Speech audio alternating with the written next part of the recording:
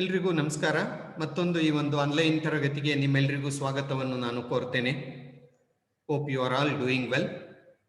ಇಂದಿನ ಒಂದು ತರಗತಿಯಲ್ಲಿ ನಾವು ಮೊಘಲ್ ಚಕ್ರವರ್ತಿ ಔರಂಗಜೇಬನ ದಕ್ಕನ್ ನೀತಿಯ ಬಗ್ಗೆ ಚರ್ಚೆ ಮಾಡೋಣ. ಹಿಂದಿನ ತರಗತಿಯಲ್ಲಿ ನಾನು ಔರಂಗಜೇಬನ ಧಾರ್ಮಿಕ ನೀತಿಯ ಬಗ್ಗೆ ನಾನು ನಿಮ್ಮ ಜೊತೆ ಚರ್ಚೆ ಮಾಡಿದ್ದೆ. ಅವನ ಧಾರ್ಮಿಕ ನೀತಿ ಎನ್ನುವುದು ಹೇಗಿತ್ತು, ಅವನು ಯಾವ ರೀತಿಯಲ್ಲಿ ಹಿಂದೂಗಳನ್ನು ಮತ್ತು ಇತರೆ ಧರ್ಮೀಯರನ್ನು ಶಿಕ್ಷಿಸುವಂತಹ ಒಂದು ಕೆಲಸವನ್ನು ಮಾಡ್ದ, ದಾರುಲ್ ಇಸ್ಲಾಮನ್ನು ಸ್ಥಾಪನೆ ಮಾಡುವ ಕೆಲಸವನ್ನು ಮಾಡ್ದ ಎನ್ನುವ ವಿಚಾರವನ್ನು ನಾನು ನಿಮ್ಮ ಜೊತೆ ಚರ್ಚೆ ಮಾಡಿದ್ದೆ. ಎಲ್ಲೋ ಒಂದು ಕಡೆ ಮುಂದೆ ಮುಘಲ್ ಸಾಮ್ರಾಜ್ಯದ ಅವನತಿಗೆ ಅವನ ಒಂದು ಧಾರ್ಮಿಕ ನೀತಿ ಕಾರಣವಾಯಿತು ಅಂತ ನಾವು ಹೇಳ್ಬೋದು. ಅದೇ ರೀತಿಯಲ್ಲಿ ಮುಘಲ್ ಸಾಮ್ರಾಜ್ಯದ ಅವನತಿಗೆ, ಔರಂಗಜೇಬನ ವಿಫಲತೆಗೆ ಅವನ ಮತ್ತೊಂದು ನೀತಿ ಕಾರಣವಾಯಿತು. ಆ ನೀತಿಯನ್ನೇ ನಾವು ಅವನ ದಖನ್ ನೀತಿ ಅಂತ ಕರಿತೀವಿ. ದಖನ್ ಅಂದ್ರೆ ದಕ್ಷಿಣ ಭಾರತ. ದಕ್ಷಿಣ ಭಾರತದ ಕಡೆಗೆ ಅವನ ನೀತಿ ಹೇಗಿತ್ತು ಅನ್ನುವುದೇ ಔರಂಗಜೇಬನ ದಖನ್ ನೀತಿ ಅಂತ ನಾವು ಹೇಳಬಹುದು. ಈ ಒಂದು ದಖನ್ ನೀತಿ ಕೇವಲ ಔರಂಗಜೇಬನನ್ನಷ್ಟೇ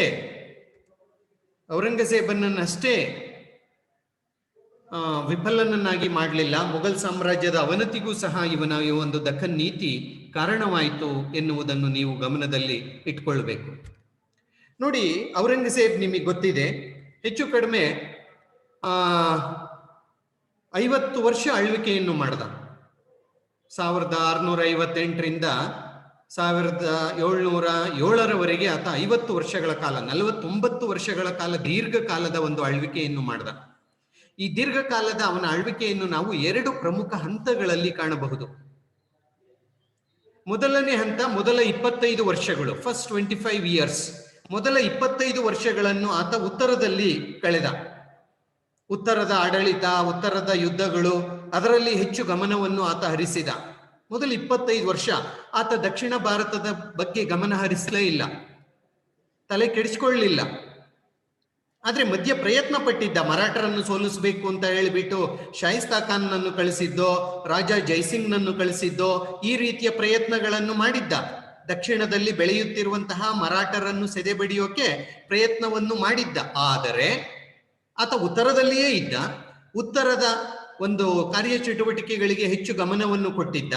ದಕ್ಷಿಣದ ಕಡೆಗೆ ಆತ ಗಮನ ಹರಿಸಿರಲಿಲ್ಲ. ಇನ್ನೊಂದು ನಿಮ್ಮ ಗಮನದಲ್ಲಿರಲಿ, ಆತ ಮೊಘಲ್ ಚಕ್ರವರ್ತಿ ಆಗುವುದಕ್ಕೆ ಮುನ್ನ ದಕ್ಷಿಣ ಪ್ರಾಂತ್ಯದ ಗವರ್ನರ್ ಆಗಿದ್ದ ಆತ. ದಕ್ಷಿಣದ ಬಗ್ಗೆ ಆತನಿಗೆ ಜ್ಞಾನ ಎನ್ನುವುದು ಇತ್ತು, ಅದಿರಲಿ ನಿಮ್ಗೆ. ಸೊ ಈಗ ಚಕ್ರವರ್ತಿಯಾಗಿ ಮೊದಲ 25 ವರ್ಷ ಉತ್ತರ ಭಾರತದಲ್ಲಿಯೇ ಆತ ಹೆಚ್ಚು ಗಮನ ಹರಿಸಿದ.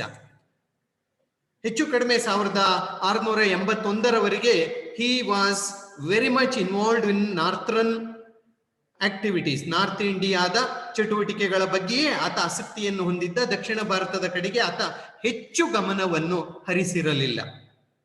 ಆದರೆ ನಂತರದ 25 ವರ್ಷ ಅಂತ ಹೇಳ್ತೀವಲ್ವಾ, 1681ರಿಂದ 1707ರವರೆಗಿನ ಒಂದು ಆಳ್ವಿಕೆಯ ಕಾಲ, ಅದನ್ನು ಆತ ದಕ್ಷಿಣಕ್ಕೆ ಮೀಸಲಿಟ್ಟ. ಆತ ದಕ್ಷಿಣಕ್ಕೆ ಬಂದ, ದಕ್ಷಿಣದಲ್ಲಿಯೇ ಇದ್ದ, ದಕ್ಷಿಣದಲ್ಲಿಯೇ ಇದ್ದು ದಕ್ಷಿಣವನ್ನು ಗೆಲ್ಲುವ ವಿಫಲ ಪ್ರಯತ್ನವನ್ನು ಮಾಡಿದ. 25 ವರ್ಷ ದಕ್ಷಿಣದಲ್ಲಿದ್ದ ಸಾರ್, ತನ್ನ ಸೈನ್ಯ ಸಮೇತ, ತನ್ನ ಅರಮನೆ ಸಮೇತ, ತನ್ನ ಜನರ ಸಮೇತ, ತನ್ನ ಅಧಿಕಾರಿಗಳ ಸಮೇತ ಗೆದ್ನ ಸಾರ್. ದಕ್ಷಿಣವನ್ನು ಸಂಪೂರ್ಣವಾಗಿ ಅವನಿಗೆ ಗೆಲ್ಲೋಕೆ ಆಗಲಿಲ್ಲ. ಹಾಗಾಗಿ ಇದನ್ನೇ ಅವನ ದಖನ್ ನೀತಿ ಅಂತ ಕರಿತೀವಿ. ದಕ್ಷಿಣವನ್ನು ಗೆಲ್ಲಲು ಅವನು ಮಾಡಿದ ಒಂದು ಪ್ರಯತ್ನ ಏನು ಸಂಪೂರ್ಣವಾಗಿ ವಿಫಲವಾಯಿತು, ಅದೇ ಅವನ ದಖನ್ ನೀತಿ. ಅಂದ್ರೆ ದಖನ್ ನೀತಿ ಅಂದ್ರೆ ದಕ್ಷಿಣ ಭಾರತವನ್ನು ವಶಪಡಿಸಿಕೊಳ್ಳಲು ಔರಂಗಜೇಬನು ಮಾಡಿದ ವ್ಯರ್ಥ ಪ್ರಯತ್ನ. ಅವನ ಉದ್ದೇಶ ಅದೇ, ದಕ್ಷಿಣವನ್ನು ಗೆಲ್ಲಬೇಕು. ಇವನಿಗಿಂತ ಮುನ್ನ ಅಕ್ಬರನ ಕಾಲದಲ್ಲಿಯೇ ದಕ್ಷಿಣದ ರಾಜ್ಯಗಳನ್ನು ಗೆಲ್ಲುವ ಪ್ರಯತ್ನವನ್ನು ಮಾಡಲಾಗಿತ್ತು. ಆದರೆ ಅಕ್ಬರ್ ಸಂಪೂರ್ಣವಾಗಿ ಯಶಸ್ವಿಯಾಗಿರಲಿಲ್ಲ. ಬಹುಶಃ ಅಷ್ಟೊತ್ತಿಗೆ ಅವನಿಗೂ ವಯಸ್ಸಾಗಿತ್ತು. ಆಮೇಲೆ ಜಹಂಗೀರ್ ಇರ್ಬೋದು, ಶಹಜಹಾನ್ ಇರ್ಬೋದು, ದಕ್ಷಿಣದ ರಾಜ್ಯಗಳನ್ನು ವಶಪಡಿಸಿಕೊಳ್ಳೋಕೆ ಅವರೇನು ದೊಡ್ಡ ಪ್ರಯತ್ನವನ್ನೇನು ಅವ್ರು ಮಾಡಲಿಲ್ಲ. ಆದರೆ ಔರಂಗಜೇಬ್ ದಕ್ಷಿಣವನ್ನು ಗೆಲ್ಲಬೇಕು ಎನ್ನುವಂತಹ ಒಂದು ಮನೋಭಾವ ಆತನಲ್ಲಿತ್ತು. ಗೆದ್ದೇ ಗೆಲ್ಲಬೇಕು ದಕ್ಷಿಣವನ್ನು ಎನ್ನುವುದು ಅವನ ಉತ್ಕಟ ಆಕಾಂಕ್ಷೆಯಾಗಿತ್ತು. ಸೊ ಈ ದಕ್ಷಿಣವನ್ನು ಗೆಲ್ಲಲು ಅವನು ಮಾಡಿದ ಪ್ರಯತ್ನವನ್ನೇ ನಾವು ಅವನ ದಖನ್ ನೀತಿ ಅಂತ ಕರಿತೀವಿ. ಸೊ ಅವನ ದಖನ್ ನೀತಿ ಅಂದ್ರೆ ಏನು ಅಂತ ನಿಮಗೆ ಅರ್ಥವಾಯ್ತು ಅಂತ ನಾನು ಅನ್ಕೊಳ್ತೇನೆ. ಹಾಗಾದ್ರೆ ಇವನ ದಖನ್ ನೀತಿಗೆ ಕಾರಣಗಳೇನು? Why he was so desperate to conquer south India? ದಕ್ಷಿಣದ ರಾಜ್ಯಗಳನ್ನು ಗೆಲ್ಬೇಕು ಅಂತ ಅವನೇನ್ ಕಷ್ಟೊಂದು ಶತಾಯಗತಾಯ ಬಿದ್ದ? ಅರ್ಥ ಮಾಡ್ಕೊಳ್ಳಿ, ತನ್ನ ಕೊನೆಯ 25 ವರ್ಷಗಳನ್ನು ಆತ ದಕ್ಷಿಣದಲ್ಲಿ ಕಳೆದ. ದಕ್ಷಿಣವನ್ನು ಗೆಲ್ಲುವ ಪ್ರಯತ್ನವನ್ನು ಮಾಡಿದ 25 ವರ್ಷ. 1 ವರ್ಷ ಅಲ್ಲ, 2 ವರ್ಷ ಅಲ್ಲ, 61ರಿಂದ ತನ್ನ ಸಾವಿನ ತನಕ ಸತ್ತಿದ್ದಿಲ್ಲೇ ಅವನು. He died here only.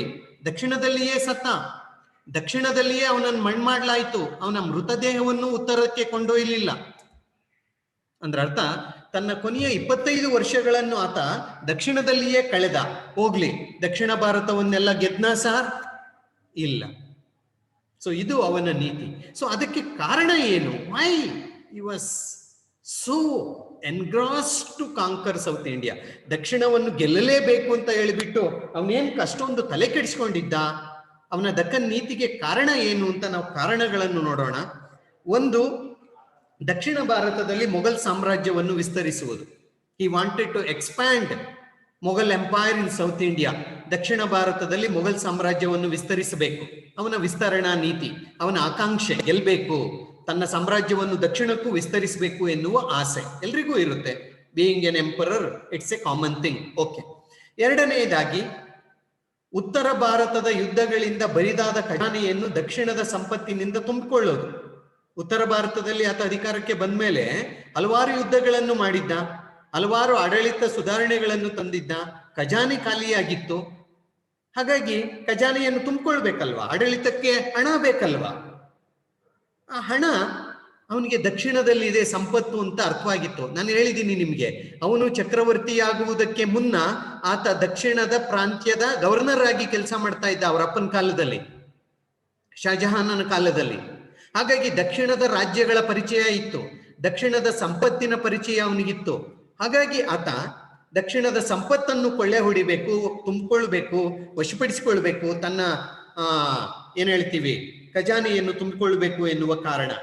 ಮೂರನೇದಾಗಿ, ಈ ದಕ್ಷಿಣ ಭಾರತದಲ್ಲಿದ್ದ ಶಾಹಿ ರಾಜ್ಯಗಳು, ಈ ಬಹಮನಿ ರಾಜ್ಯ ಕೇಳಿದಿರಲ್ಲ, 1347ರಲ್ಲಿ ಸ್ಥಾಪನೆಯಾದಂತಹ ಬಹಮನಿ ರಾಜ್ಯ 16ನೇ ಶತಮಾನದ ಹೊತ್ತಿಗೆ ಒಡೆದು 5 ಶಾಹಿ ರಾಜ್ಯಗಳಾಗಿ ವಿಂಗಡಣೆಯಾಗಿದ್ದು. ಬಿಜಾಪುರದ ಆದಿಲ್ ಶಾಹಿಗಳು, ಕುತುಬ್ ಶಾಹಿಗಳು, ಬರೀದ್ ಶಾಹಿಗಳು, ಹೀಗೆ 5 ಶಾಹಿ ರಾಜ್ಯಗಳಾಗಿ ಒಡೆದೋಗಿದ್ವಲ್ವಾ. ಅದರಲ್ಲಿ ಬಿಜಾಪುರ ಮತ್ತು ಗೋಲ್ಕೊಂಡ ತುಂಬಾ ಪ್ರಮುಖವಾದವುಗಳು. ಅವೆರಡು ಶಿಯಾ ರಾಜ್ಯಗಳು, ಅಂದ್ರೆ ಶಿಯಾ ಪಂಗಡಕ್ಕೆ ಸೇರಿದವು. ಇವನು ಸುನ್ನಿ, ಔರಂಗಜೇಬ್ ಯಾರು? ಸುನ್ನಿ ಮುಸಲ್ಮಾನ. ಆದ್ರೆ ಈ ಬಿಜಾಪುರ ಮತ್ತು ಗೋಲ್ಕೊಂಡ ರಾಜ್ಯಗಳು ಶಿಯಾ ಪಂಥಕ್ಕೆ ಸೇರಿದವು. ಶಿಯಾಗಳಿಗೂ ಸುನ್ನಿಗಳಿಗೂ ಆಗಲ್ಲ ಬದ್ಧ ವೈರತ್ವ. ಹಾಗಾಗಿ ಆ ಶಿಯಾ ರಾಜ್ಯಗಳನ್ನು ಗೆಲ್ಲಬೇಕು, ಅವುಗಳನ್ನು ನಿರ್ನಾಮ ಮಾಡಬೇಕು, ಶಿಯಾಗಳನ್ನು ನಿರ್ನಾಮ ಮಾಡಬೇಕು ಅನ್ನುವುದು ಅವನ ಉದ್ದೇಶ. ಹಾಗಾಗಿ ದಕ್ಷಿಣವನ್ನು ಗೆಲ್ಲೋಕೆ ಪ್ರಯತ್ನವನ್ನು ಮಾಡ್ದ. ನಾಲ್ಕನೇದಾಗಿ ನೋಡಿ, ಔರಂಗಜೇಬನ ಕಾಲದಲ್ಲಿ ಮರಾಠರು ಶಿವಾಜಿಯ ನೇತೃತ್ವದಲ್ಲಿ ಏಳಿಗೆಯನ್ನು ಹೊಂದಿದರು. ಮುಂದೆ ಮರಾಠರ ಬಗ್ಗೆ ನಾವು ಮಾತಾಡೋಣ. ಸೊ ಶಿವಾಜಿ ಮರಾಠ ಸಾಮ್ರಾಜ್ಯವನ್ನು ಸ್ಥಾಪನೆ ಮಾಡಿ ಮೊಘಲರ ಪ್ರದೇಶಗಳನ್ನು ವಶಪಡಿಸಿಕೊಳ್ಳುವಂತಹ ಪ್ರಯತ್ನವನ್ನು ಮಾಡ್ತಾ ಇದ್ದ. ಆ ಶಿವಾಜಿಯನ್ನು ಹತ್ತಿಕ್ಕೋಕೆ ಈ ಔರಂಗಜೇಬ್ ಶಾಯಿಸ್ತಾ ಖಾನ್ ಎನ್ನುವ ತನ್ನ ದಂಡನಾಯಕನನ್ನು ಕಳಿಸಿದ್ದ. ಅವನನ್ನು ಶಿವಾಜಿ ಸೋಲಿಸಿ ಕಳಿಸ್ದ. ಆಮೇಲೆ ರಾಜ ಜೈಸಿಂಗ್ ಎನ್ನುವವನನ್ನು ಕಳಿಸ್ದ. ರಾಜ ಜೈಸಿಂಗ್ ಶಿವಾಜಿಯನ್ನು ಸೋಲಿಸಿ ಪುರಂದರಗಡ ಒಪ್ಪಂದ ಮಾಡಿಕೊಂಡು ದೆಹಲಿಗೆ ಬಂದಿದ್ದ, ಆಗ್ರಾಗ್ ಬಂದಿದ್ದ ಸ್ನೇಹಿತನಾಗಿ. ಆದ್ರೆ ಔರಂಗಜೇಬ್ ಶಿವಾಜಿಯನ್ನು ನಿಕೃಷ್ಟವಾಗಿ ನಡೆಸಿಕೊಂಡ ಅಂತ ಶಿವಾಜಿ ಮತ್ತೆ ಔರಂಗಜೇಬನ ಶತ್ರುವಾಗಿ ಮಾರ್ಪಟ್ಟ. ಮರಾಠರು ಪ್ರಬಲವಾಗಿ ದಕ್ಷಿಣದಲ್ಲಿ ಬೆಳೆದ್ರು. ಇವತ್ತಿನ ಮರಾಠವಾಡ ಅಂತ ಏನ್ ಕರಿತೀವಿ, ಮಹಾರಾಷ್ಟ್ರದ ಒಂದು ಭಾಗಗಳು, ಈ ಭಾಗಗಳನ್ನೆಲ್ಲ ವಶಪಡಿಸಿಕೊಂಡು, ಕರ್ನಾಟಕದ ಭಾಗಗಳನ್ನು ವಶಪಡಿಸಿಕೊಂಡು ಮರಾಠರು ಪ್ರಬಲರಾಗಿ ಬೆಳೆದಿದ್ರು. ಶಿವಾಜಿಯ ಮರಣಾನಂತರ ಅದು ಸಂಭಾಜಿ ಇರಬಹುದು, ತಾರಾಬಾಯಿ ಇರ್ಬೋದು, ಅವರ ಆಳ್ವಿಕೆಯ ಕಾಲದಲ್ಲಿ ಅದು ಇನ್ನೂ ಬಲಿಷ್ಠವಾಗಿ ಬೆಳೀತಾ ಇತ್ತು. ಸೊ ಮರಾಠರ ಪ್ರಾಬಲ್ಯವನ್ನು ತಡೆಯೋಕೆ ಮರಾಠರು ದೊಡ್ಡದಾಗಿ ಬೆಳೀತಾ ಇದ್ದಾರೆ, ಮೊಘಲರ ಪ್ರದೇಶಕ್ಕೆ ಕಂಟಕವಾಗಿದ್ದಾರೆ. ಹಾಗಾಗಿ ಅವರನ್ನು ಹತ್ತಿಕ್ಕಬೇಕು, ಅದೊಂದು ಕಾರಣ. ಆಮೇಲೆ ದಕ್ಷಿಣದ ರಾಜ್ಯಗಳು ಒಂದ್ ರೀತಿ ದಂಗೆಕೋರರಿಗೆ ಆಶ್ರಯ ತಾಣವಾಗಿತ್ತು. ಈಗ ಉತ್ತರದಲ್ಲಿ ಯಾರೋ ಸಾಮ್ರಾಟನ ವಿರುದ್ಧ, ಔರಂಗಜೇಬನ ವಿರುದ್ಧ ದಂಗೆ ಮಾಡ್ತಾರೆ.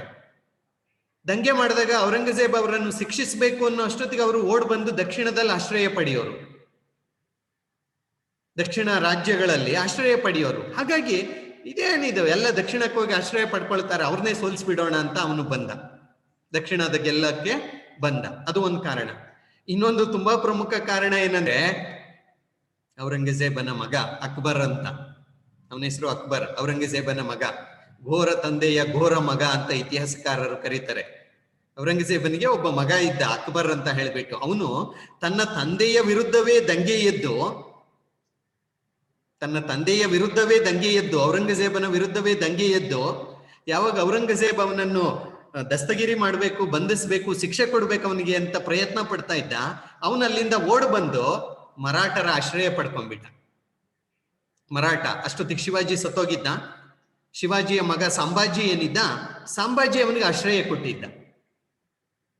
ಸೊ ಮಗನನ್ನು ಹುಡುಕೊಂಡ್ ಬಂದ ಎಲ್ಲಿಗೆ? ದಕ್ಷಿಣಕ್ಕೆ. ಅರ್ಥವಾಯ್ತಲ್ಲ?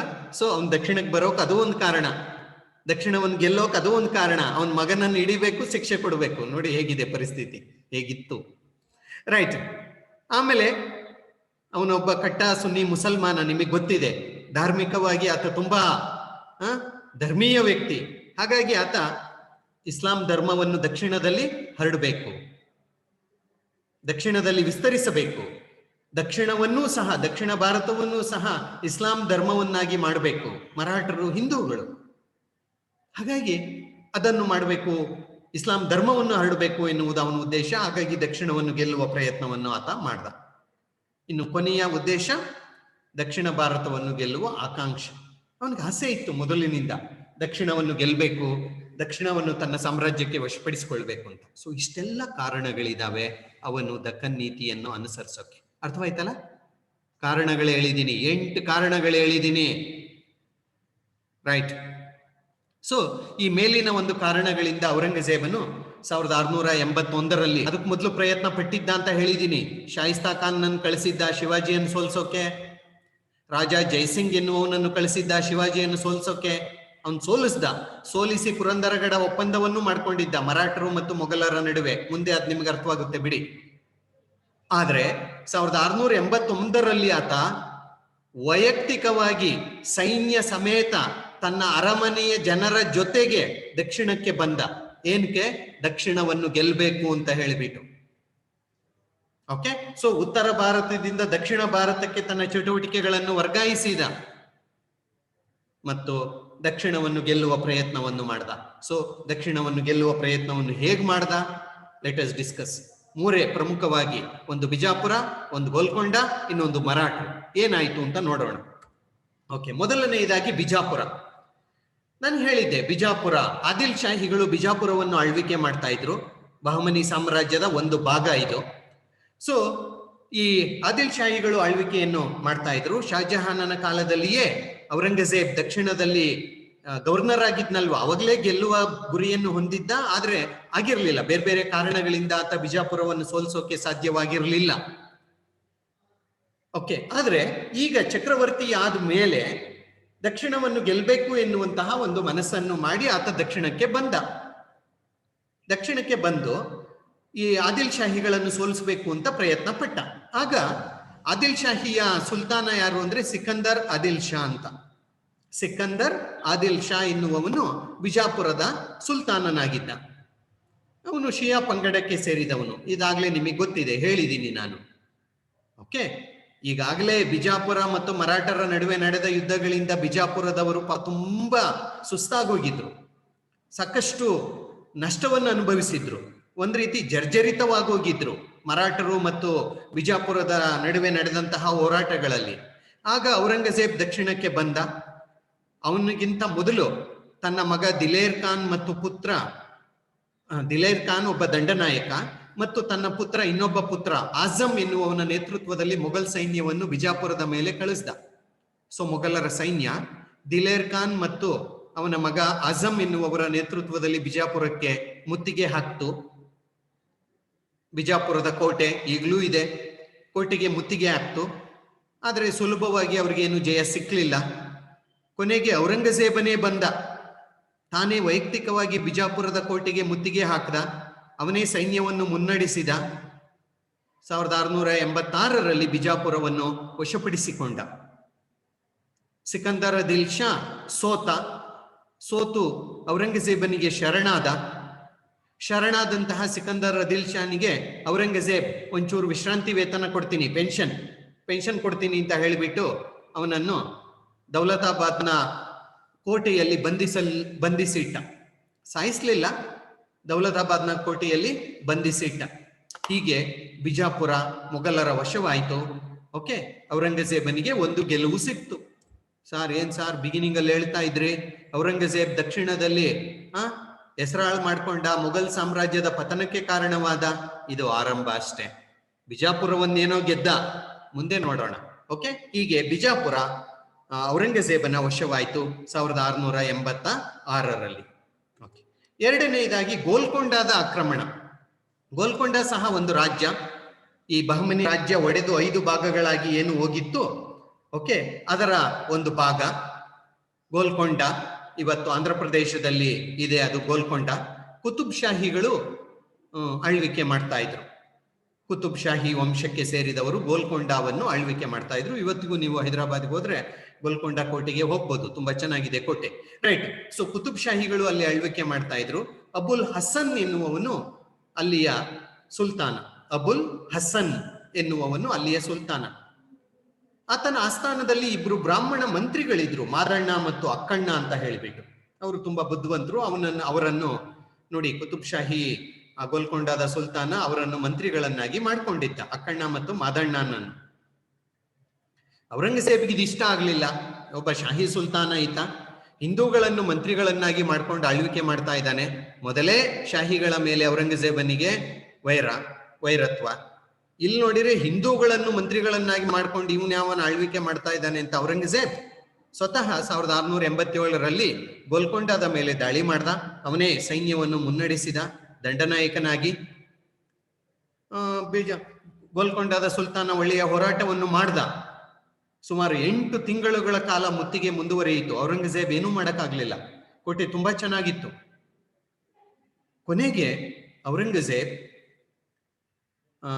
ಗೋಲ್ಕೊಂಡದ ಸುಲ್ತಾನನ ಒಬ್ಬ ಅಧಿಕಾರಿ, ಅಬ್ದುಲ್ಲಾ ಫನಿ ಅಂತ ಹೇಳಿಬಿಟ್ಟು ಕೋಟೆಯ ಅಧಿಕಾರಿ, ಅವನಿಗೆ ಹಣದ ಆಮಿಷವನ್ನು ಒಡ್ಡಿ ಅವನ ಮೂಲಕ ಕೋಟೆಯ ದ್ವಾರವನ್ನು ತೆಗೆಸಿಕೊಂಡು ಒಳಗಡೆಗೆ ದಾಳಿ ಮಾಡ್ದ. ದಾಳಿ ಮಾಡಿ ಕುತುಬ್ ಶಾಹಿ ಸೈನ್ಯವನ್ನು ಸೋಲಿಸಿದ ಮತ್ತು ಕೋಟೆಯನ್ನು ವಶಪಡಿಸಿಕೊಂಡ. ಗೋಲ್ಕೊಂಡ ಸುಲ್ತಾನ ಸೋತು ಶರಣಾದ ಮತ್ತು ಅವನಿಗೆ ವಿಶ್ರಾಂತಿ ವೇತನವನ್ನು ಕೊಡಲಾಯಿತು. ಆದರೆ ಗೋಲ್ಕೊಂಡವನ್ನು ಔರಂಗಜೇಬ್ ವಶಪಡಿಸಿಕೊಂಡ. ಸಾಕಷ್ಟು ಸಂಪತ್ತು ಔರಂಗಜೇಬನ ವಶವಾಯಿತು. ಗೋಲ್ಕೊಂಡದಲ್ಲಿದ್ದಂತಹ ಸಂಪತ್ತು ಔರಂಗಜೇಬನ ವಶವಾಯಿತು. ಓಕೆ, ಹೀಗೆ ಗೋಲ್ಕೊಂಡವನ್ನು ಆತ ಗೆದ್ದುಕೊಂಡ. ಸರ್, ಇಲ್ಲೂ ಗೆಲುವು? ಹೌದು, ಇಲ್ಲೂ ಗೆಲುವು, ಆದ್ರೆ ಇನ್ನೂ ಮುಗುದಿಲ್ಲ. ರೈಟ್. ಸೊ ಅನಂತರ ಔರಂಗಜೇಬ್ ತಿರುಚನಾಪಳ್ಳಿಯ ಮೇಲೆ ದಾಳಿ ಮಾಡಿ ಅದನ್ನು ಗೆದ್ಕೊಂಡ. ತಂಜಾವೂರು, ತಮಿಳುನಾಡಿನಲ್ಲಿರುವಂತಹ ತಂಜಾವೂರನ್ನು ಮೇಲೆ ದಾಳಿ ಮಾಡಿ ವಶಪಡಿಸಿಕೊಂಡ.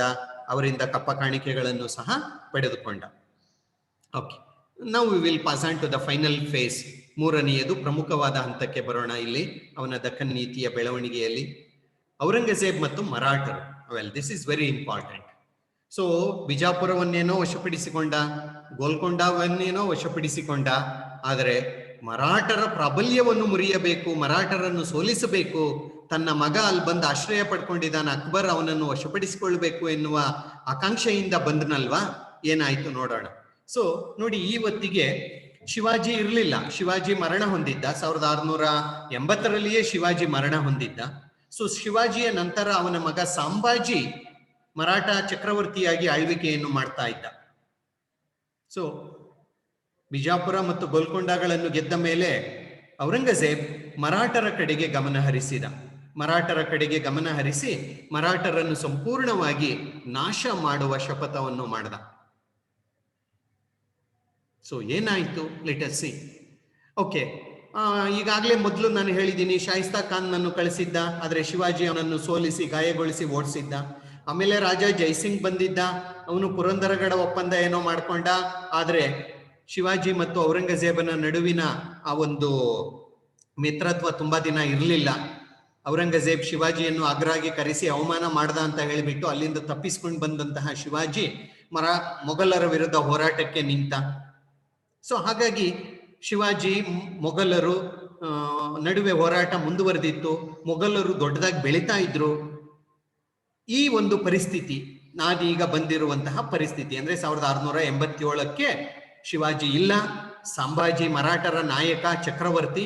ಸೊ ಔರಂಗಜೇಬ್ ಮರಾಠರ ಮೇಲೆ ಯುದ್ಧಕ್ಕೆ ಬಂದಿದ್ದಾನೆ. ಸೊ ಸಂಭಾಜಿ ಅಧಿಕಾರಕ್ಕೆ ಬಂದಿದ್ದ. ಅವನ ಮಗ ಅಕ್ಬರ್ ಬೇರೆ ಸಂಭಾಜಿ ಆಶ್ರಯವನ್ನು ಪಡ್ಕೊಂಡು ಇಲ್ಲಿಯೇ ಇದ್ದ. ಹಾಗಾಗಿ 1689ರಲ್ಲಿ ಔರಂಗಜೇಬ್ ಮರಾಠರ ಮೇಲೆ ದಾಳಿ ಮಾಡ್ದ, ಮರಾಠರ ಮೇಲೆ ಯುದ್ಧ ಮಾಡ್ದ. ಮರಾಠರು ಮತ್ತು ಮೊಘಲರ ನಡುವೆ ಹಲವಾರು ಸಣ್ಣ ಪುಟ್ಟ ಹೋರಾಟಗಳು, ಯುದ್ಧಗಳು ನಡೆದವು. ಅದರಲ್ಲಿ ಸಂಭಾಜಿ ಸೋತ. ಮರಾಠ ಚಕ್ರವರ್ತಿ ಸಂಭಾಜಿ ಸೋತವನನ್ನು ಸೆರೆ ಹಿಡಿಯಲಾಯಿತು, ಅವನನ್ನು ಕೊಲ್ಲಲಾಯಿತು. ಕೊಂದಿದ್ದಷ್ಟೇ ಅಲ್ಲ, ಅವನ ದೇಹವನ್ನು ಛಿದ್ರ ಮಾಡಿ ನಾಯಿಗಳಿಗೆ ಹಾಕದ ಅಂತ ವಿಚಾರ ಸಿಗುತ್ತೆ ನಮಗೆ. ಸೊ ಸಂಭಾಜಿ ಸೋತ, ಮರಾಠ ಚಕ್ರವರ್ತಿ ಸಂಭಾಜಿ ಸೋತ, ಅವನನ್ನು ಕೊಲ್ಲಲಾಯಿತು. ಸಂಭಾಜಿಯ ಮಗ ಸಾಹು ಅಂತ ಇದ್ದ. ಸಂಭಾಜಿಯ ಮಗ ಸಾಹು ಅಂತ, ಅವನಿನ್ನೂ ಪುಟ್ಟ ಹುಡುಗ, 6-7 ವರ್ಷದ ಹುಡುಗ. ಅವನನ್ನು ಆಗ್ರಾಗೆ ಕಳಿಸಿದರು. ಔರಂಗಜೇಬನ ಮಗಳು ಅವನನ್ನು ಸಾಕ್ತಾಳೆ. ಅವನು ಆಗ್ರಾದಲ್ಲಿಯೇ ಇದ್ದ. ಔರಂಗಜೇಬನ ಸಾವಿನ ನಂತರ ಅವನನ್ನು ಬಿಡುಗಡೆ ಮಾಡಾಯಿತು. ಅದು ಬೇರೆ ವಿಚಾರ, ಬಿಡಿ, ಅದೀಗ ಬೇಡ. ಸೊ ಸಾಹುವನ್ನು ಬಂದಿಯನ್ನಾಗಿ ಮಾಡಿ ಆಗ್ರಾಗೆ ಕೊಂಡೊಯ್ಯಲಾಯಿತು. ಇಲ್ಲಿ ಮರಾಠರ ಚಕ್ರವರ್ತಿ ಸಂಭಾಜಿ ಸತ್ತ. ಅವನ ಮಗನ ಕತೆ ಹೀಗಾಯಿತು. ಆದರೆ ಸಂಭಾಜಿಯ ತಮ್ಮ ರಾಜಾರಾಮ್ ಅಂತ ಇದ್ದ. ಅವನು ಔರಂಗಜೇಬನ ವಿರುದ್ಧ ತನ್ನ ಹೋರಾಟವನ್ನು ಮುಂದುವರಿಸಿದ.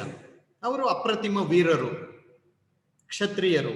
ಮೊಘಲರ ವಿರುದ್ಧ ಹೋರಾಟವನ್ನು ಮಾಡಿಯೇ ತೀರಬೇಕು ಅಂತ ತೀರ್ಮಾನಿಸಿದ್ದಂತಹ ಮರಾಠರು ರಾಜಾರಾಮನ ನೇತೃತ್ವದಲ್ಲಿ ಹೋರಾಟ ಮಾಡಿರು. ಆದರೆ ರಾಜಾರಾಮ ಸಹ ತೀರಿ ಹೋದ.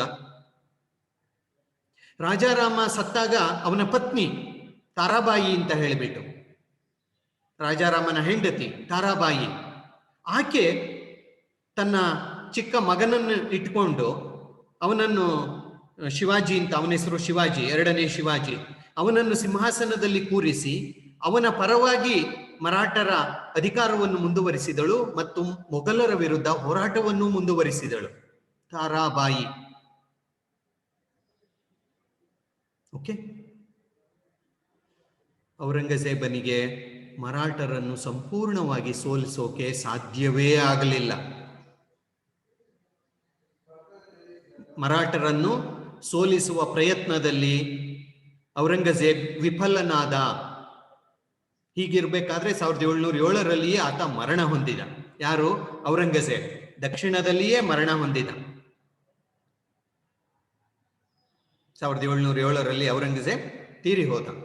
ದಕ್ಷಿಣವನ್ನು ಗೆಲ್ಲಬೇಕು ಎನ್ನುವ ಅವನ ಕನಸು ಈಡೇರಲಿಲ್ಲ, ನನಸಾಗಿಯೇ ಉಳಿಯಿತು. ಗೋಲ್ಕೊಂಡ ಗೆದ್ದ, ಬಿಜಾಪುರ ಗೆದ್ದ, ಆದರೆ ಮರಾಠರನ್ನು ಸಂಪೂರ್ಣವಾಗಿ ಸೆದೆಬಡಿಯೋಕೆ ಅವನಿಂದ ಸಾಧ್ಯವಾಗಲೇ ಇಲ್ಲ. ನೋಡಿ, ತನ್ನ ಆಳ್ವಿಕೆಯ 25 ವರ್ಷಗಳನ್ನು ದಕ್ಷಿಣದಲ್ಲಿ ಕಳೆದ. ದಕ್ಷಿಣವನ್ನು ಪೂರ್ತಿ ಗೆದ್ನ ಇಲ್ಲ. ಹೀಗಾಗಿ ಅವನ ದಖನ್ ನೀತಿ ವಿಫಲವಾಯಿತು. ಅರ್ಥವಾಯ್ತಲ್ಲ? ಸಫಲವಾಯ್ತಾ? ಇಲ್ಲ, ವಿಫಲವಾಯಿತು. ಸೊ ಏನಕ್ಕೆ ವಿಫಲವಾಯಿತು? ಅದಕ್ಕೆ ಕಾರಣಗಳನ್ನು ನಾವು ನೋಡ್ತಾ ಹೋದ್ರೆ, ಒಂದು, ದಕ್ಷಿಣವನ್ನು ಗೆಲ್ಲುವ ಅವನ ಒಂದು ನೀತಿ, ಅವನ ಒಂದು ಬುದ್ಧಿ ಒಂದು ರೀತಿ ಅವಿವೇಕ. ಎಲ್ಲೋ ದೂರದಲ್ಲಿರುವ ದಕ್ಷಿಣವನ್ನು ಗೆಲ್ಲಬೇಕು ಅಂತ ಆತ ಮನಸ್ಸು ಮಾಡಿದ್ದು ಅವನ ಅವಿವೇಕ ಅಂತ ನಾವು ಹೇಳ್ಬೋದು. ಏಕೆಂದ್ರೆ ಇಲ್ಲೆಲ್ಲೋ ಒಂದ್ ಕಡೆ ಗೋಲ್ಕೊಂಡವನ್ನು ಗೆದ್ದು, ಬಿಜಾಪುರವನ್ನು ಗೆದ್ದು, ಅವರನ್ನು ಸೋಲಿಸಿ ಮುಂದೆ ಮರಾಠರು ಬೆಳೆಯೋಕೆ ದಾರಿ ಮಾಡಿಕೊಟ್ಟ. ಮರಾಠರು ಇಲ್ಲಿಗೆ ಮುಗಿಲಿಲ್ಲ. ಮುಂದೆ ತಾರಾಬಾಯಿಯ ನಂತರ ಆಗ್ರಾಗೆ ಸಾಹುವನ್ನು ತಗೊಂಡೋಗಿದ್ರಲ್ಲ, ಔರಂಗಜೇಬನ ಮರಣಾನಂತರ ಫರೂಕ್ಷಿಯಾರ್ ಚಕ್ರವರ್ತಿಯಾದ ಆತ ಸಾಹುವನ್ನು ಬಿಡುಗಡೆ ಮಾಡಿ ದಕ್ಷಿಣಕ್ಕೆ ಕಳಿಸ್ದ. ಅವನು ಬಂದು ಮರಾಠ ಚಕ್ರವರ್ತಿಯಾದ. ಅವನ ಆಳ್ವಿಕೆಯ ಕಾಲದಲ್ಲಿ ಮರಾಠರು ಇಡೀ ದಕ್ಷಿಣ ಭಾರತ ಅಷ್ಟೇ ಅಲ್ಲ, ಉತ್ತರ ಭಾರತದ ಕಡೆಗೂ ಸಹ ತಮ್ಮ ಅಧಿಕಾರವನ್ನು ವಿಸ್ತರಿಸಿದರು. ಅವನ ಆಳ್ವಿಕೆಯ ಕಾಲದಲ್ಲಿ ಈ ಪೇಶ್ವಾಗಳು ಮಂತ್ರಿ, ಪ್ರಧಾನಮಂತ್ರಿ ಬಲಿಷ್ಠರಾಗಿ ಬಾಲಾಜಿ ಬಾಜಿರಾಯ, ಬಾಲಾಜಿ ವಿಶ್ವನಾಥ ಕೇಳಿದ್ದೀರಾ? ಅವರ ಆಳ್ವಿಕೆಯ ಕಾಲದಲ್ಲಿ ಮರಾಠರು ಪ್ರಬಲರಾಗಿ, ಎಷ್ಟು ಪ್ರಬಲರಾದ್ರು ಅಂದ್ರೆ ಮೊಘಲ್ ಚಕ್ರವರ್ತಿಯನ್ನು, ಯಾರನ್ನು ಮೊಘಲ್ ಚಕ್ರವರ್ತಿಯನ್ನಾಗಿ ಮಾಡಬೇಕು, ಯಾರನ್ನು ಇಳಿಸಬೇಕು ಅನ್ನುವಷ್ಟು ಅಧಿಕಾರ ಮರಾಠರಿಗೆ ಸಿಕ್ತು. ಅಂದ್ರೆ ನಾನೇನು ಹೇಳಿದೆ ಅಂದ್ರೆ ಅದರ ವಿಫಲತೆ ಇದೆ. ಔರಂಗಜೇಬನ ದಕ್ಕನ್ ನೀತಿಯ ವಿಫಲತೆಗೆ ಕಾರಣ ಏನಂದ್ರೆ ಈ ಶಾಹಿ ರಾಜ್ಯಗಳನ್ನು ಆತ ಗೆದ್ದದ್ದು ಅವನ ನೀತಿಯ ವಿಫಲತೆಗೆ ಕಾರಣವಾಯಿತು. ಆಮೇಲೆ ದೀರ್ಘಕಾಲ ದಕ್ಷಿಣ ಭಾರತದಲ್ಲಿ ಉಳಿದದ್ರಿಂದ ಉತ್ತರ ಭಾರತದ ಆಳ್ವಿಕೆ ಎಲ್ಲ ಅಧ್ವಾನ ಆಯಿತು. Entire administrative machinery went out of control. ಆಡಳಿತ ವ್ಯವಸ್ಥೆ ಸಂಪೂರ್ಣವಾಗಿ ಹೋಯ್ತು. ಅವನು ದಕ್ಷಿಣದಲ್ಲಿದ್ದಾನೆ, ಅಲ್ಲಿ ಅಧಿಕಾರಿಗಳದೇ ರಾಜ್ಯಭಾರ, ಅಧಿಕಾರಿಗಳದೇ ರಾಜ್ಯಪಾಲರುಗಳದೇ ರಾಜ್ಯಭಾರ. ಹೀಗಾಗಿ ಅದು ಅವನ ಒಂದು ಇದಕ್ಕೆ ವಿಫಲತೆಗೆ ಕಾರಣವಾಯಿತು. ಆಮೇಲೆ ನಿರಂತರ ಯುದ್ಧಗಳಿಂದ ಖಜಾನೆ ಬರಿದಾಯ್ತು. ಹಣ ಎಷ್ಟಿದ್ರೇನು ಪ್ರಯೋಜನ, ಬರೀ ಯುದ್ಧ ಯುದ್ಧ ಯುದ್ಧ. ಸೊ ಅವನ ಖಜಾನೆ ಬರೀ ಇದಾಯ್ತು, ಸರ್ಕಾರ ದಿವಾಳಿ ಆಯ್ತು, ಅವನಿಗೆ ಸ್ಪೆಂಡ್ ಮಾಡೋಕ್ ಹಣನೂ ಇಲ್ದಂಗಾಯ್ತು, ಸೈನಿಕರಿಗೆ ಸಂಬಳ ಕೊಡೋಕ್ಕೂ ಹಣ ಇಲ್ವಾಯ್ತು. ಅದೊಂದು ಕಾರಣ. ಆಮೇಲೆ ಮರಾಠರನ್ನು ಸಂಪೂರ್ಣವಾಗಿ, ಏಕೆಂದ್ರೆ ಮರಾಠರಲ್ಲಿ ಆ ಒಂದು ರಾಷ್ಟ್ರೀಯ ಮನೋಭಾವ ಇತ್ತು, ಆ ಹೋರಾಟದ ಕೆಚ್ಚು ಇತ್ತು ಅವರಲ್ಲಿ. ಹಾಗಾಗಿ ಅವರು ಔರಂಗಜೇಬನನ್ನು ದೂರ ಇಟ್ಟಿದ್ರು. ಓಕೆ. ಆಮೇಲೆ ಮರಾಠರ ಕೆಚ್ಚಿದೆಯ ಒಂದು ಹೋರಾಟ ಅನ್ನೋದಿರ್ಬೋದು. ಆಮೇಲೆ ಉತ್ತರ ಭಾರತದಲ್ಲಿ ಜಾಟರು, ಸಿಖ್ಖರು, ರಜಪೂತರು ಅವರು ಪ್ರಬಲರಾದರು, ದಂಗೆ ಎದ್ರು ಅವರು ಔರಂಗಜೇಬನ ವಿರುದ್ಧ. ಓಕೆ. ಆಮೇಲೆ ದಕ್ಷಿಣವನ್ನು ಗೆಲ್ಲಬೇಕು ಅನ್ನುವುದೇ ಅವನ ಒಂದು ಸೋಲಿಗೆ ಕಾರಣ. ಏಕೆಂದ್ರೆ ಅದು ತುಂಬಾ ಪ್ರಯತ್ನ ಮಾಡಕ್ ಹೋಗ್ಬಾರ್ದು. ಏನೋ ಒಂದು ಪ್ರಯತ್ನ ಮಾಡಿ ಸುಮ್ಮನೆ ಇದ್ದಿದ್ರಾಗೋದು. ಆದ್ರೆ 25 ವರ್ಷ ಇಲ್ಲೇ ಇದ್ದು ಎಲ್ಲವನ್ನೂ ಕಳ್ಕೊಂಡ. ಈ ಲಾಸ್ಟ್ ಎವ್ರಿಥಿಂಗ್. ಹಾಗಾಗಿ ಎಲ್ಲೋ ಒಂದ್ ಕಡೆ ಇದರಿಂದ ಏನ್ ಪರಿಣಾಮ ಆಯ್ತು? ಮೊಘಲ್ ಸಾಮ್ರಾಜ್ಯದ ಅವನತಿ ಆರಂಭವಾಯಿತು. ಉತ್ತರ ಭಾರತದಲ್ಲಿ ದಂಗೆಗಳಾದೋ, ಸಂಸ್ಕೃತಿ, ಕಲೆ, ಸಾಹಿತ್ಯ ಇದರ ಏಳಿಗೆ ಆಗ್ಲಿಲ್ಲ. ಅವನಿಗೆ ಅದರಲ್ಲಿ ಆಸಕ್ತಿನೂ ಇರಲಿಲ್ಲ ಬಿಡಿ. ಎಲ್ಲವೂ ಕುಂಠಿತವಾಯಿತು. ಸೈನಿಕರು ತುಂಬಾ ದಿನ ದಕ್ಷಿಣ ಭಾರತದಲ್ಲಿ ಇದ್ದದ್ರಿಂದ ಅವರ ಹೋರಾಟದ ಕಲೆ ಇದೇ ಹೋಯ್ತು. ಅಯ್ಯೋ, ಮನೆ ಮಠ ಎಲ್ಲ ಬಿಟ್ಟು ಪಾಪ 25 ವರ್ಷ ಸೈನಿಕರು ದಕ್ಷಿಣದಲ್ಲಿದ್ರೆ ಎಷ್ಟು ಜನ ಇಲ್ಲೇ ಸತ್ತೋದ್ರು. ಹಾಗಾಗಿ ಅವರಲ್ಲಿ ಹೋರಾಟುವ ಮನೋಭಾವವೇ ಇಲ್ಲವಾಯ್ತು, ದಕ್ಷತೆ ಇಲ್ಲವಾಯ್ತು, ಉತ್ಸಾಹ ಇಲ್ಲವಾಯ್ತು, ನೈತಿಕತೆ ಇಲ್ಲವಾಯ್ತು. ಯುದ್ಧಗಳಿಂದ ಸಾಕಷ್ಟು ಬೆಳೆ ಹಾನಿಯಾಯಿತು, ಹುಲ್ಲುಗಾವಲುಗಳು ಹಾಳಾದೋ, ಕ್ಷಾಮ ತಲೆದೋರಿತು ದಕ್ಷಿಣದಲ್ಲಿ. ಎಲ್ಲಕ್ಕಿಂತ ಮಿಗಿಲಾಗಿ ಈ ದಕ್ಕನ್ ನೀತಿಯ ಪರಿಣಾಮ ಏನಂದ್ರೆ ಮೊಘಲ್ ಸಾರ್ವಭೌಮತ್ವಕ್ಕೆ ಧಕ್ಕೆ ಬಂತು. ಅವನು ಸತ್ತ, ಅದು ಬೇರೆ ವಿಚಾರ. ಆದ್ರೆ ಮೊಘಲರ ಸಾರ್ವಭೌಮತ್ವಕ್ಕೆ ಎಲ್ಲೋ ಒಂದ್ ಕಡೆ ಧಕ್ಕೆ ಎನ್ನುವುದು ಆಯ್ತು. ಸೊ ಇವೆಲ್ಲ ಅವನ ದಕ್ಕನ್ ನೀತಿಯ ಪರಿಣಾಮಗಳು ಅಂತ ನಾವು ಹೇಳ್ಬೋದು. ಸೊ ವಿ ಎಸ್ ಸ್ಮಿತ್ ಎನ್ನುವ ಇತಿಹಾಸಕಾರ ಹೇಳ್ತಾನೆ, ಔರಂಗಜೇಬನ ದಕ್ಕನ್ ನೀತಿ ಅವನಿಗೆ ಮಾತ್ರವಲ್ಲದೆ ಸಾಮ್ರಾಜ್ಯದ ಗೋರಿಗೂ ದಾರಿ ಮಾಡಿಕೊಟ್ಟಿತು. ಬರೀ ಅವನ್ ಗೋರಿ ಸತ್ತ, ದಕ್ಷಿಣದಲ್ಲಿ ಅವನ್ ಗೋರಿ ಮಾಡಿರೋ, ಬರೀ ಅವನದಲ್ಲ, ಮೊಘಲ್ ಸಾಮ್ರಾಜ್ಯದ ಗೋರಿಯೇ ಆಯ್ತು ಒಂದ್ ಕಡೆ. ಅಂದ್ರೆ ಮೊಘಲ್ ಸಾಮ್ರಾಜ್ಯ ಅವನತಿಯತ್ತ ಹೋಯ್ತು ಅನ್ನುವ ಅರ್ಥ. ಅದು ಔರಂಗಜೇಬನ ದಕ್ಕನ್ ನೀತಿಯೇ ಕಾರಣ. ಅದಕ್ಕೆ ಎಲ್ಫಿನ್ಸ್ಟನ್ ಎನ್ನುವರು ಹೇಳ್ತಾರೆ, ದಕ್ಷಿಣದ ರಾಜ್ಯಗಳನ್ನು ನಿರ್ನಾಮ ಮಾಡಿದುದು ಔರಂಗಜೇಬನ ಅವಿವೇಕದ ಒಂದು ಹೆಜ್ಜೆ ಅಂತ ಹೇಳ್ತಾರೆ. ಯಾಕೆಂದ್ರೆ ಈ ಗೋಲ್ಕೊಂಡ, ಬಿಜಾಪುರದವರನ್ನ ಹಾಗೆ ಬಿಟ್ಟಿದ್ರೆ ಅವರು ಮರಾಠರ ಜೊತೆಗೆ ಹೋರಾಟ ಮಾಡಿ ಮರಾಠರು ಶಕ್ತಿಗುಂದೋರು. ಆದ್ರೆ ಯಾವಾಗ ಇವನು ಅವರನ್ನು ಸೋಲಿಸ್ದ, ಮರಾಠರು ಮುಂದೆ ಪ್ರಬಲ್ಯರಾದ್ರು. ಎಷ್ಟು ಪ್ರಬಲ್ಯರಾದ್ರು ಅಂದ್ರೆ, ನಾನಾಗ್ಲೇ ಹೇಳ್ತಾ ಇದ್ದೆ, they became the king makers at Delhi. ದೆಹಲಿಯಲ್ಲಿ ರಾಜನನ್ನು ಯಾರು ಮಾಡಬೇಕು, ಯಾರು ಮಾಡಬಾರ್ದು ಅನ್ನುವಷ್ಟು ಪ್ರಭಾವ ಅವರಿಗೆ ಸಿಕ್ತು ಮರಾಠರಿಗೆ. ಅದಕ್ಕೆ ಔರಂಗಜೇಬ್ ಒಂದು ರೀತಿಯಲ್ಲಿ ಕಾರಣ. ಓಕೆ. ಸೊ ಪಣಿಕರ್ ಎನ್ನುವ ಚರಿತ್ರಕಾರ ಹೇಳ್ತಾರೆ, ಫಾರ್ ಅಬೌಟ್ 20 years, ಸುಮಾರು 20-25 ವರ್ಷಗಳ ಕಾಲ ದಕ್ಷಿಣ ಭಾರತದಲ್ಲಿ ಔರಂಗಜೇಬ್ ಈ ಚೇಂಜ್ಡ್ ಹಿಸ್ ಓನ್ ಶಾಡೋ ಅಂತ ಹೇಳ್ತಾರೆ. ತನ್ನ ನೆರಳನ್ನೇ ಆತ ಏನದು ಚೇಸ್ ಮಾಡ್ಕೊಂಡು ಹೋಗಿದ್ದ, ಬೇಟೆಯಾಡ್ಕೊಂಡು ಹೋಗಿದ್ದ, ಇನ್ನೇನನ್ನು ಆತ ಸಾಧಿಸ್ಲಿಲ್ಲ ಅಂತ ಪಣಿಕರ್ ಅವರು ಹೇಳ್ತಾರೆ. ಸೊ ಇದು ಔರಂಗಜೇಬನ ದಖನ್ ನೀತಿ, ದಖನ್ ನೀತಿಗೆ ಕಾರಣಗಳು ಮತ್ತು ದಕ್ಷಿಣದಲ್ಲಿ ಯಾವ ರಾಜ್ಯಗಳನ್ನು ಗೆದ್ದ ಮತ್ತು ಹೇಗೆ ಮರಾಠರಿಂದ ಆತ ವಿಫಲವಾದ, ಸೋಲಿಲ್ಲ, ಮರಾಠರನ್ನು ಸಂಪೂರ್ಣವಾಗಿ ಸೆದೆಬಡಿಯುವಲ್ಲಿ ಆತ ವಿಫಲನಾದ, ಹಾಗೆಯೇ ಸಾವಿಗೀಡಾದ. ರೈಟ್. ಸೊ ಇಲ್ಲಿಗೆ ನಮ್ಮ ಚರ್ಚೆಯನ್ನು ನಿಲ್ಲಿಸೋಣ. ಅದರ ಬಗ್ಗೆ ಏನಾದರೂ ಡೌಟ್ಸ್ ಇದ್ರೆ ನಾವು